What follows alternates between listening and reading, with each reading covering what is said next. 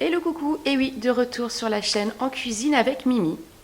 Après ces quelques mois d'absence, je vous avais laissé globalement après les travaux de cuisine et je vous ai pas refait de vidéo depuis, mais voilà.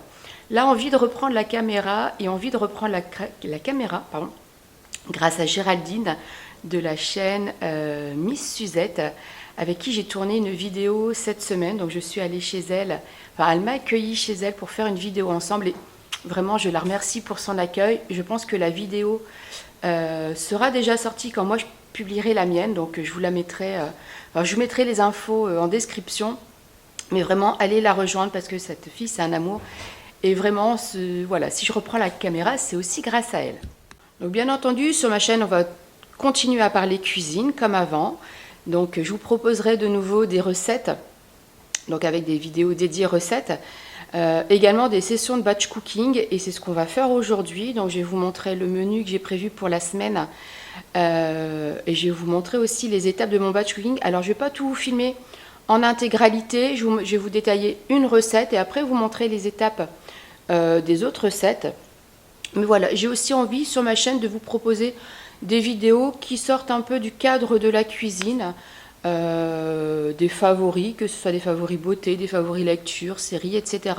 Enfin voilà, des vidéos qui sortent un petit peu plus du cadre de la cuisine, donc j'espère que ça vous plaira quand même. N'hésitez pas à me dire en commentaire ce que vous voudriez voir également sur la chaîne. Et puis moi je vous embarque tout de suite dans cette session de batch cooking.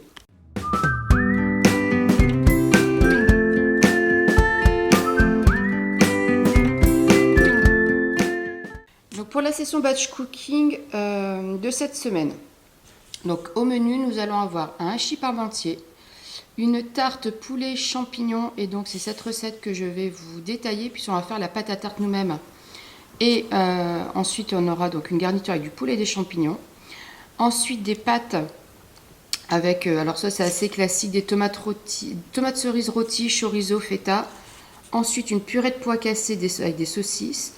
En sucré, on va faire des spritz et on va également faire un pain complet. Et donc, comment je m'organise? Donc voilà, sur un cahier, comme ça je garde toutes mes idées de menu également.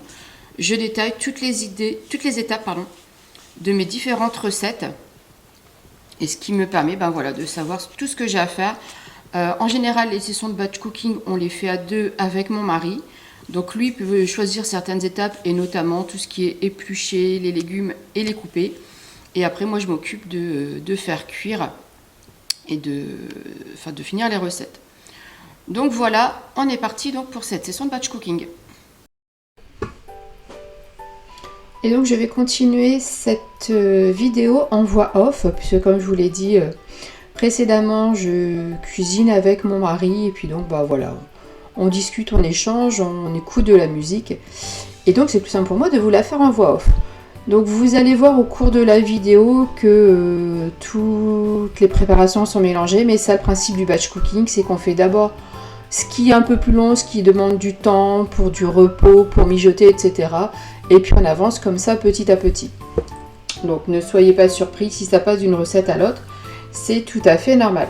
Donc en fait là dans mon ordre de préparation, je commence par mon pain, puisque je dois donc d'abord faire lever ma levure et ensuite faire lever ma pâte à pain. Donc ça me demande 1h30, 2 heures. Donc pendant que ma pâte à pain lève, je peux faire d'autres préparations.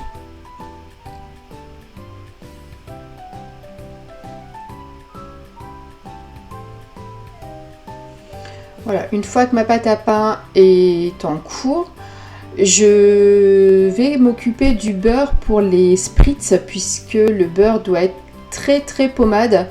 Donc là pareil, les spritz je vais les faire alors pour le coup en dernier, mais je coupe déjà mon beurre en avance, comme ça il a le temps de ramollir, même si je vais quand même le passer un petit peu au micro-ondes.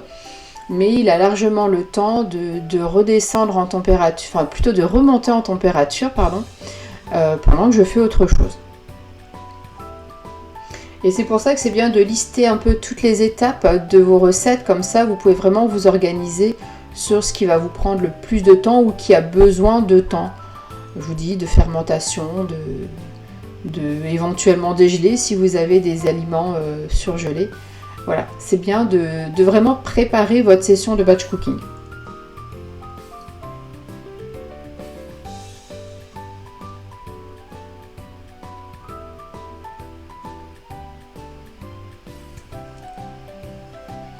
Voilà, ensuite j'enchaîne avec la cuisson de mes pois cassés, parce que pareil, c'est quelque chose qui prend pas mal de temps, ça prend environ 45 minutes, 1 heure. Et alors pour le coup, il n'y a pas besoin de surveiller, je mets juste mes pois cassés dans de l'eau et je laisse ça tranquillement cuire sur le côté.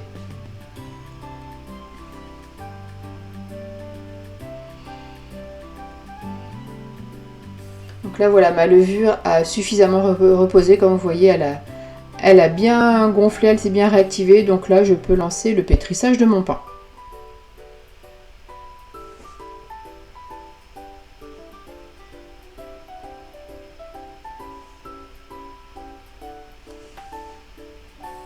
Et ça c'est très satisfaisant quand on commence à pouvoir cocher certaines étapes, ça veut dire qu'on progresse dans le batch cooking. Pendant que je faisais mon pain, mon mari s'est occupé donc d'éplucher les pommes de terre. Il a également fait tout ce qui était ail, oignon. Et il a également donc coupé les pommes de terre en petits dés. Et donc je peux lancer la cuisson à la vapeur pour préparer la purée qui servira donc pour le hachis parmentier. Donc là pareil, je lance dans mon compagnon et une fois que c'est parti, ça se fait tout seul. Mon pain a fini de pétrir. Donc je vais décuver et juste le mettre en boule. Donc vraiment j'ai fait le choix de vous présenter la vidéo telle que je l'ai filmée et non pas dans le désordre pour vraiment voir comment ça se passe à la maison. On passe vraiment d'une préparation à l'autre. Donc là c'est de la farine complète et j'ajoute également un mélange de graines. Donc j'achète tout ça directement chez un meunier qui est pas très loin de chez moi. Et c'est lui qui fait le mélange de graines. Enfin voilà, tout est déjà prêt. Donc je filme ma cuve.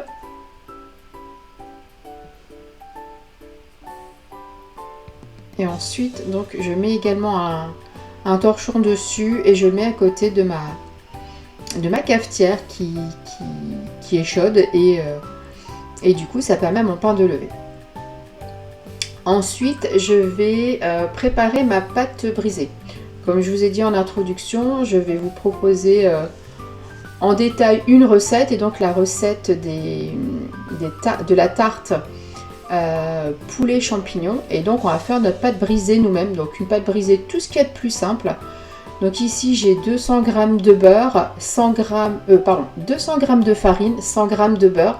On met toujours la moitié du beurre par rapport au poids de farine, un peu de sel et après on vient ajouter de l'eau froide petit à petit.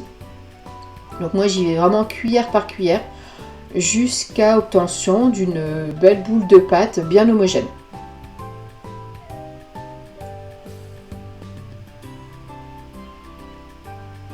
Une fois que vous obtenez voilà, cette consistance, votre pâte est prête. On va juste finir sur le plan de travail avec un petit peu de farine. On va venir ce qu'on appelle fraiser la pâte. Donc on l'écrase tout simplement avec la paume de la main.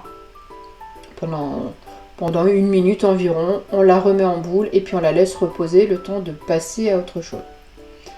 Donc là on va préparer donc la garniture des tartes. Donc je prends des blancs de poulet. Donc là vous allez voir qu'au final j'ai fait des mini tartelettes individuelles et non pas une grande tarte.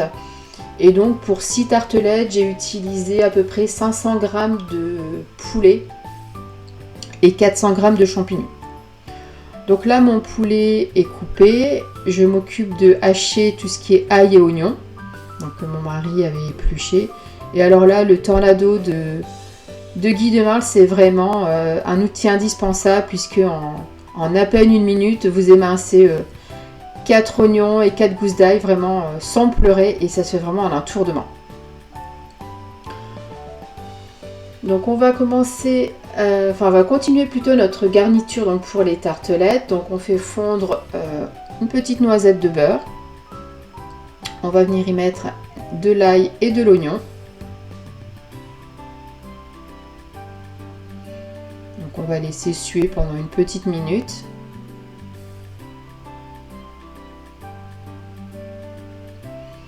Ensuite, on ajoute nos dés de poulet.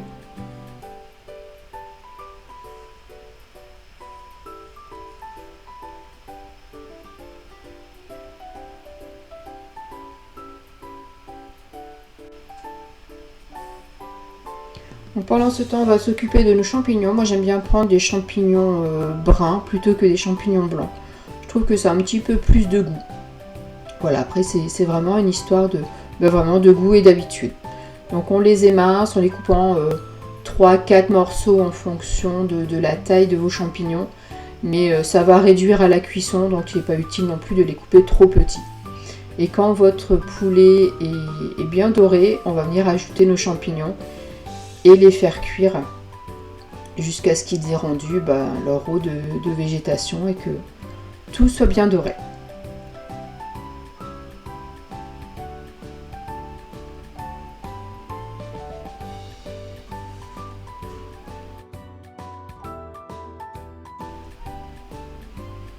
Voilà, et donc quand c'est bien doré, on va venir rajouter une belle cuillère de moutarde. Moi je mets de la moutarde forte, vous pouvez prendre de la douce ou de la mi-forte en fonction de vos goûts.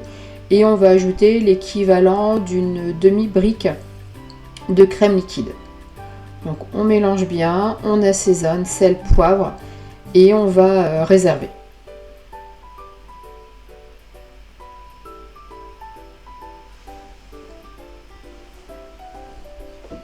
Pendant ce temps, on va s'occuper de notre pâte brisée qui a reposé, donc le temps de préparer la garniture. Donc sur votre plan de travail fariné, on va venir donc tout simplement étaler au rouleau la pâte brisée. Donc faites-la assez fine, je dirais peut-être sur 2-3 mm. Et donc comme je vous l'ai dit, moi j'ai opté finalement pour des tartelettes individuelles. Mais vous pouvez très bien faire une tarte classique et que vous pourrez manger pour 4 à 6 personnes en fonction des appétits, si vous faites une petite salade à côté ou pas. Donc voilà, moi je vais utiliser donc le moule 6 grands ronds de Guy de Marle et c'est également un emporte-pièce Guy de Marle. Donc comme vous le savez peut-être, je suis conseillère depuis plusieurs mois, donc si jamais ce moule qui pour moi est un indispensable parce qu'on peut faire tellement de choses avec ce moule 6 grands ronds ou tout autre moule vous intéresse, écoutez, envoyez-moi soit un message directement sur Instagram, je vous remettrai le lien de ma chaîne, enfin le lien de ma page, ou alors vous me laissez un petit commentaire et puis on pourra voir ça ensemble. Donc voilà, là je viens disposer donc mes fonds de pâte brisée.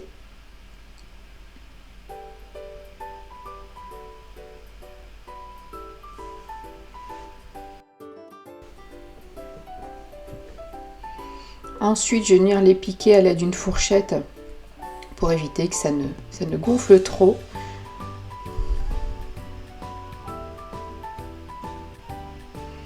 Et ensuite, on va venir donc répartir notre garniture. Donc au début, j'étais partie sur 4 tartelettes, ne sachant pas exactement ce que j'allais pouvoir faire. Finalement, il me restait de la pâte, j'avais encore de la garniture, donc j'ai bien fait 6 petites tartelettes.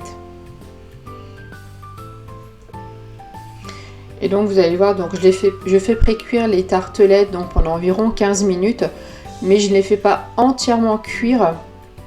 Et quand on va les manger, en fait, je vais les faire réchauffer pendant 10-15 minutes à l'air fryer. Ça va beaucoup plus vite qu'au four classique. Alors après, si vous n'avez pas d'air fryer au four classique, c'est très bien. Mais à l'air fryer, ça va vraiment beaucoup plus vite. Donc on termine par un petit peu de fromage râpé. Et donc comme je vous le disais, on enfourne pendant une quinzaine de minutes.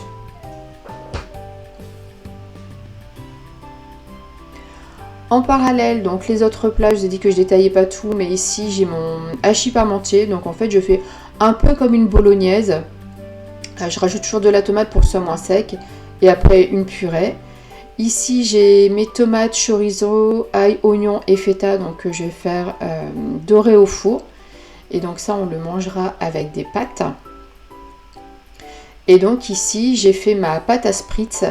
Alors, c'est une recette que j'ai déjà faite sur ma chaîne YouTube. Je vous mettrai dans le petit en haut de l'écran la recette. C'est toujours la même. Et ça, c'est vraiment un goûter qu'on adore tous, que ce soit mes enfants, mais également mon mari ou moi. C'est vraiment un petit biscuit qui fond en bouche et c'est vraiment très très bon.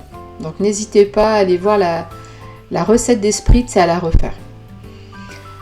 Et donc on termine donc par le pain. Donc comme vous voyez, ma pâte a très bien gonflé, elle a doublé de volume. Donc je vais venir donc la décuver, la dégazer.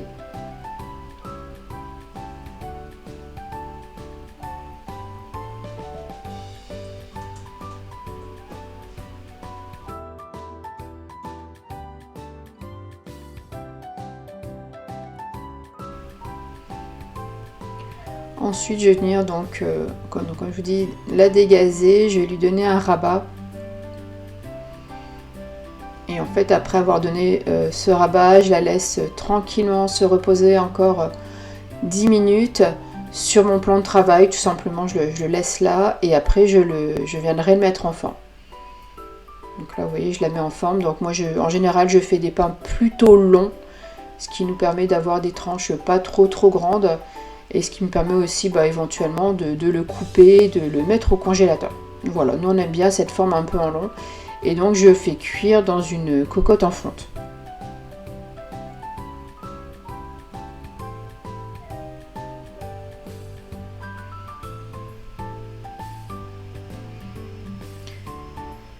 Et donc la dernière étape, les spritz sont complètement refroidis. Je vais venir les glacer donc avec un peu de chocolat, donc tout simplement du chocolat que je fais fondre au micro-ondes par tranche de 15-20 secondes pour pas qu'il chauffe de trop. Et voilà, on met juste un peu de chocolat sur la moitié des spritz. Après, vous pouvez très bien les manger sans chocolat, ils sont également très bons, aucun souci. Mais c'est la petite touche de gourmandise en plus. Donc là, on approche de la fin, tout est quasiment cuit. Donc là, j'ai juste à démouler les petites tartelettes. Donc vous voyez, elles sont bien jolies. La pâte n'est pas trop cuite, ce qui me permettra, encore, comme je vous le disais, de les repasser un petit peu au four sans que ce soit trop sec. Et vraiment, l'avantage toujours de ces moules Guy de Marle, c'est que ça se démoule sans aucun souci, ça n'accroche pas. C'est vraiment un pur bonheur. Et donc la dernière étape, on coche toutes les étapes et là c'est le moment de satisfaction parce que tout est fait et on a fini cette séance de batch cooking.